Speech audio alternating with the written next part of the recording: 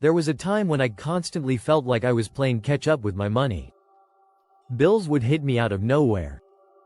Paychecks would disappear before the weekend. And no matter how much I tried to budget better, I always felt behind or broke or both. But that changed the moment I created one simple monthly ritual. A monthly financial planning system that actually works. No complicated spreadsheets. No tracking every coffee. Just a clear, repeatable way to manage my money, and finally feel in control. If you're tired of guessing where your money went, or feeling like your finances are running you, hit that like button. Subscribe for simple, powerful money strategies that work in the real world. And comment below.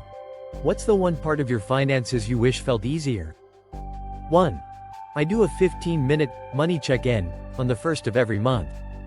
The first thing I do on the 1st? I give my money a quick status update, just like checking in with a friend. Here's what I ask. What's my current checking account balance? How much did I save or invest last month? Did I overspend anywhere? What's one small win I had with money? This sets the tone. It's not about shame or stress, it's about awareness. Just knowing where I stand helps me make better choices for the month ahead. This takes me 15 minutes max, but it gives me 30 days of clarity. 2. I break my monthly income into 4 buckets. Once I know where I stand, I organize my income into 4 main categories. I call it my balanced 60, the 20th of October 10 method. Here's the breakdown. 60% equals essentials. Rent, groceries, utilities. Transportation. These are the non-negotiables. 20% equals savings and investments. Automatic transfers to savings, index funds, or any short-term financial goals. 10% equals freedom fund. This is for guilt-free spending. Coffee, takeout. Hobbies or fun, no judgment. 10% equals growth fund. Courses, books, or anything that makes me smarter and stronger with money. The magic of this system? It's flexible. If I earn more, each bucket grows. If I earn less, I still maintain balance. 3. I automate everything I can. I don't want to rely on willpower every month, so I set my system on autopilot. Here's what I've automated. Bills are scheduled to be paid right after payday.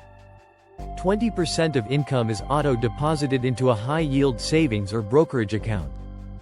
A recurring $50 goes into a treat yourself fund, so I never feel deprived. I use a free finance dashboard like Monarch or Notion to watch everything in one place. This means I don't have to budget daily. I just review monthly, adjust if needed, and live my life. Less stress, more flow. 4. I prep for any irregular expenses. One of the biggest reasons I used to fall behind?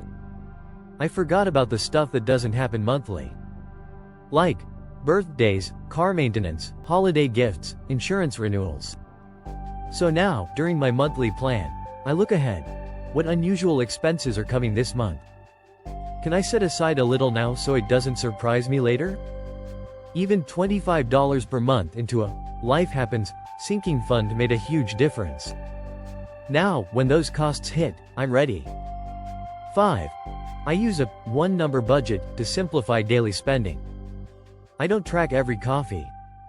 I don't categorize every grocery item. That used to drive me crazy.